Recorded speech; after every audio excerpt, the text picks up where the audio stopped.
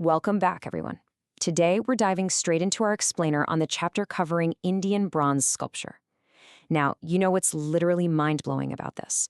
We're looking at a highly technical, incredibly complex metal casting technique that was discovered over 4,000 years ago. Yeah, 4 millennia. But here's the kicker. It's not just some dusty relic of ancient history. It's actually a living, breathing tradition that artisans are still actively practicing today. So let's just jump right in and trace how this unbelievable art form evolved over thousands of years. To really wrap our heads around the sheer magnitude of this chapter, let's map out the chronological scale we're dealing with. It is massive. We're spanning all the way from the ancient beginnings in the Indus Valley around 2500 BCE, journeying right through the classical Gupta period, hitting the absolute high watermark of the Chola period, and then culminating in the 16th century Vijayanaga Empire. We are talking about nearly 4,000 years of continuous, unbroken artistic and technological evolution. So, here's our roadmap for the explainer today. We'll start with the mastery of metal, move on to early Jain icons, explore the Buddhist Bronze Age, look at northern gods and goddesses, and wrap up with the breathtaking Chola masterpieces and royal portraits. All right, Section 1, the mastery of metal and its ancient technology. Before we get to the gorgeous artwork itself, we really need to demystify the how. How did they actually do this? Well, the crucial term from the text here is Cire-perdu. It's a French term, and it literally just translates to the lost wax process. That's the exact technique they use to cast these insanely detailed metal sculptures. At its core, it's pretty straightforward. You create a wax model, build a clay mold completely around it, and then replace that wax with a molten metal alloy, specifically bronze, which, as you probably know, is a mix of copper, zinc, and tin. Getting this jargon out of the way right now means we can really appreciate the magic happening behind the scenes. Let's quickly break down this fiery process step by step. First up, the artisan creates a model out of pure beeswax. They melt it over an open fire and squeeze it right into shape.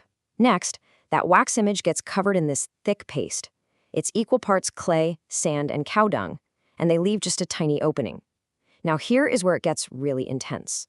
Molten metal, which has to weigh exactly 10 times the amount of the original wax, is poured into a clay pot attached to that opening.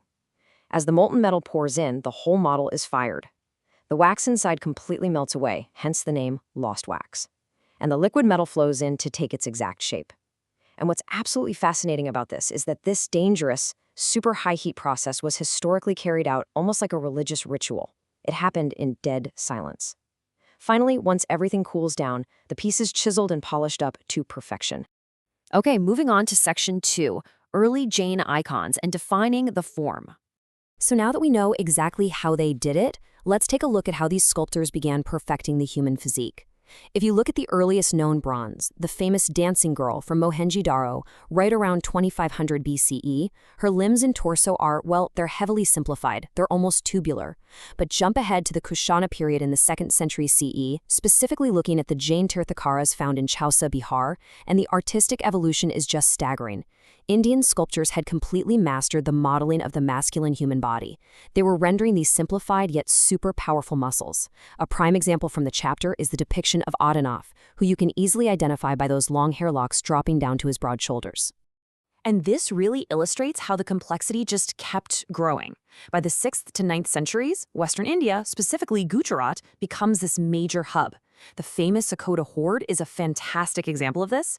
You see, artisans there invented a totally new format. They started placing seated Tirthankaras proudly on thrones, sometimes alone, but often in these really complex groups of 3 or even 24. But what makes the Akota bronzes truly pop is this incredibly sophisticated metallurgical trick of adding silver and copper inlays. They used it to bring out the whites of the eyes, highlight the crowns, and show off textile details. It's honestly just gorgeous craftsmanship. Plus, they began casting these beautiful female figures representing yakshinis, like Chakeshvari and Ambika, which brought this incredible, graceful, feminine energy into the collections. All right, Section 3, the Buddhist Bronze Age and Classical Refinement. As we move into the 5th to 7th centuries across northern India, there's a very specific visual language we need to understand. The key term here is abhaya mudra. Basically, this is a gesture made with the right hand raised up, palm facing directly outward. It literally translates to fearlessness. So whenever you see this in these Buddhist bronzes, the statue is actively communicating a message of reassurance, of safety, and the complete dispelling of fear directly to the viewer. You'll actually spot this specific hand gesture over and over again on standing Buddha figures from this whole period. It's so fascinating to see these distinct regional fashions emerging in the bronze work. It's almost like, well, it's almost like ancient clothing brands, really. Take a look down at your own clothing for a second. Is it full of folds, or is it sitting completely smooth against your body? The Mathura style out of Uttar Pradesh treated the monk's robe with a series of very distinct drooping curves. But then you contrast that with the Sarnath style. The Sarnath bronzes went for this completely foldless, smooth aesthetic. Art historians often call it wet drapery. It literally clings to the body and highlights the delicate, youthful torso underneath. If you want to see the absolute hallmark of this refined, classically elegant Sarnath style, you have to look at the monumental Buddha image found at Sultanganj in Bihar. It is breathtaking. Which brings us to Section 4, Northern Gods and Goddesses. Now, shifting our geographic focus way up into the mountainous regions of Kashmir, I want you to notice the really distinct styling of this 7th century Ganesh. Look at the proportions, the kind of ruggedness of the metal itself, the specific ornamentation. It looks noticeably different from those super refined, smooth Buddhist figures from the Central Plains we were just talking about, right? This is a brilliant example of how isolated mountainous regions developed their own completely unique iconographic features compared to the rest of the subcontinent. During this whole era, the iconography in the north just became deeply complex and super dynamic. Up in those northern mountains, we start seeing the worship of the four-headed Vaikuntha Vishnu. The central face is Vasudeva, and he's flanked by these fierce animal faces, the Narasimha avatar on one side and the boar Varaha on the other. We also get these incredibly dynamic, practically action-packed figures of the goddess Durga slaying the buffalo demon. But meanwhile, if you shift over to Bihar and Bengal, the Pala dynasty brought about this massive revival of classical grace. Artisans in places like Nalanda were crafting breathtaking figures. Think of the four-armed Avalokiteshvara standing in that elegant triple-bent Tribhanga posture. It literally brings the metal to life. And we also see the rise of female goddesses like Tara, seated so gracefully on a throne right next to a curving lotus stalk. Finally, Section 5, Chola masterpieces and royal portraits. Okay, we have officially arrived at the absolute pinnacle of bronze complexity. To truly appreciate the scale of this Chola achievement, let's just do a quick side-by-side comparison here. Over on the left, we've got that rugged, heavily stylized 7th century Ganesh from Kashmir that we looked at a minute ago. But on the right, that is a 10th century Chola Devi from South India. I mean, just look at the difference. The Chola figure represents this staggering leap in refinement. The metal is impossibly smooth, the proportions are perfectly idealized, and the posture is somehow totally relaxed but still entirely majestic. Seeing them together like this beautifully illustrates the regional stylistic evolution. It also makes it pretty obvious exactly why Chola bronzes became some of the most sought-after collector's items on the planet. I want us to just pause here for a second and really take this one in. This is the Nataraja, dating back to the 12th century Chola period. Frankly, it is an absolute masterpiece of human engineering and artistry. Just let your eyes wander around the image for a moment. Look at that perfect, effortless balance of Shiva, standing on just one leg. And look right beneath his right foot. He's literally crushing the demon of ignorance and forgetfulness. Now notice his upper hands. One of them holds the drum of creation, beating out the rhythm of time itself, while the other holds the cosmic flame of destruction. And the whole thing is perfectly framed by that circular Jwala Mala, the garland of flames, just lightly touching his flying hairlocks. It's the entire cosmos, life, death, illusion, all of it, perfectly balanced inside a single piece of cold, silent bronze. What is genuinely amazing to me about the South is how these artisans ingeniously captured entire, highly complex narratives inside stationary bronze.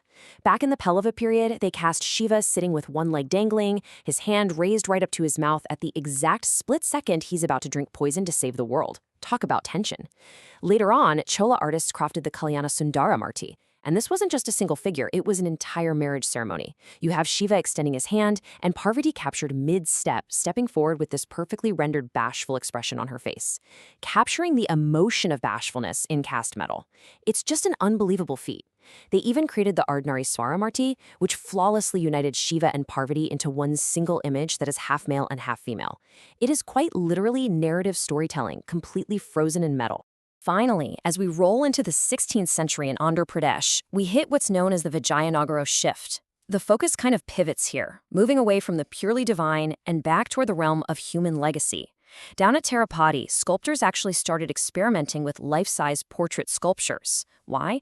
To preserve the legacy of their royal patrons. We see these grand statues of King Krishna-devaraya and his queens, standing there in the praying Namaskara mudra. And what's so brilliant about this is how the sculptors blended the exact facial likenesses of those living royals with these idealized, highly imposing physical bodies. Essentially, they were taking this ancient divine casting technique and using it to make sure that mortal humans would be remembered for eternity. So that brings us to a final thought I want to leave you with today. Is this incredible lost wax technique just a dusty artifact of the past? Is it just something locked away behind glass in a museum somewhere? The answer to that is a resounding no. It is a continuous, living tradition. Seriously, if you travel to South India today, specifically to Kumbakonam in Tamil Nadu, you're going to find modern artisans expertly practicing this exact same method. Right now, they're working the wax, they're applying the clay, and they're pouring that fiery liquid metal in the exact same reverent silence as their ancestors did 4,000 years ago in the Indus Valley. And honestly, that unbroken continuity of human ingenuity might just be the most beautiful masterpiece of all. Thanks so much for exploring this chapter explainer with me. I'll see you next time.